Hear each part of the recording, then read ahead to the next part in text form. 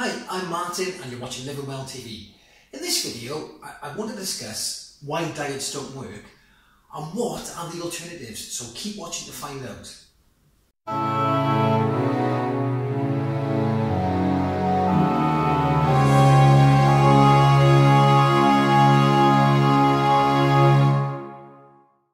So why don't diets work?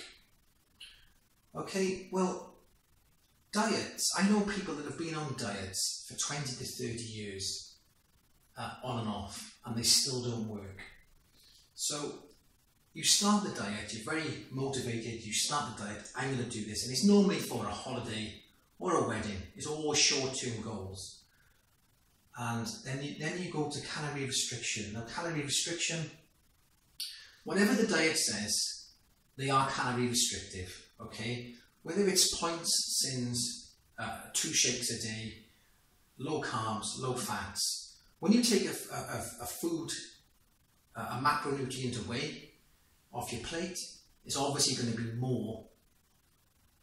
less calories. And that's how they work. So they disguise all these diets saying that they're going to be superpowered. There's no magic pill, there's no magic diet that's going to make you lose weight.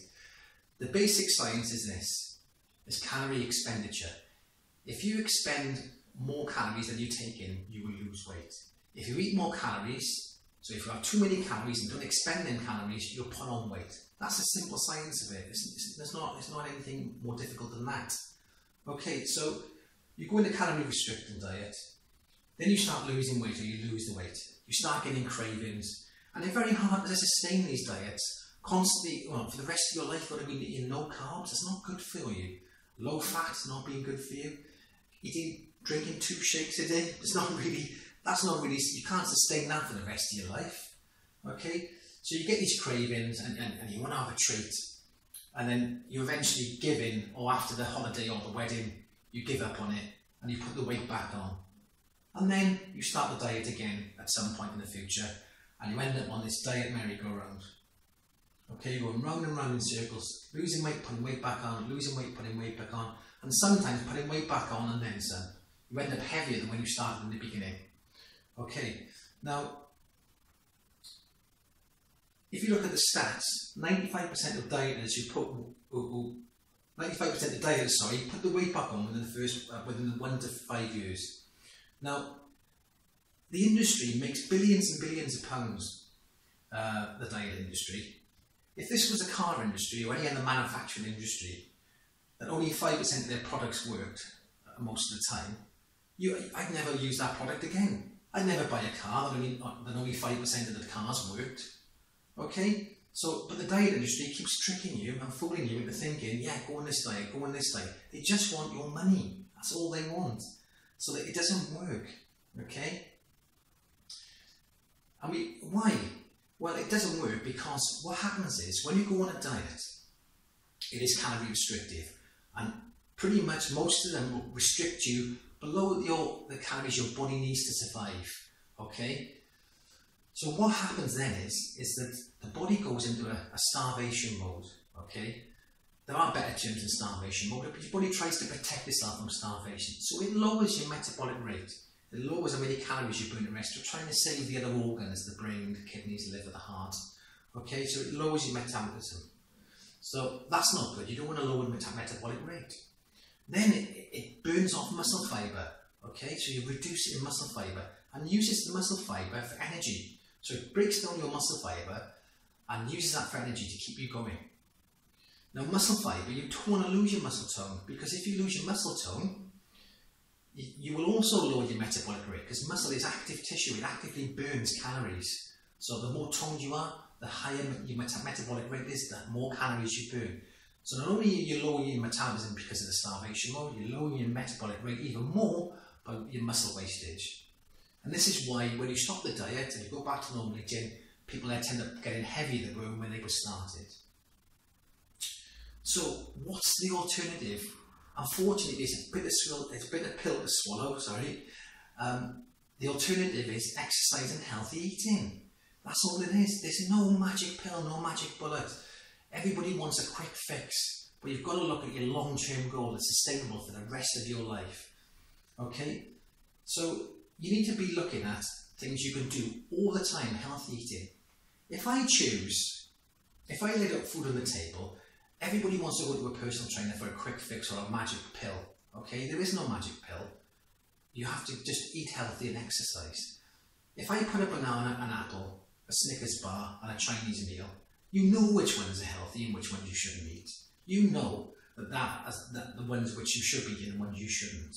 It's just common sense. Okay, so please, just think when you go shopping, do I buy these breakfast bars that are full of sugar and think they're healthy? No, they're not. These cereals which are full of sugar, no, they're not healthy at all.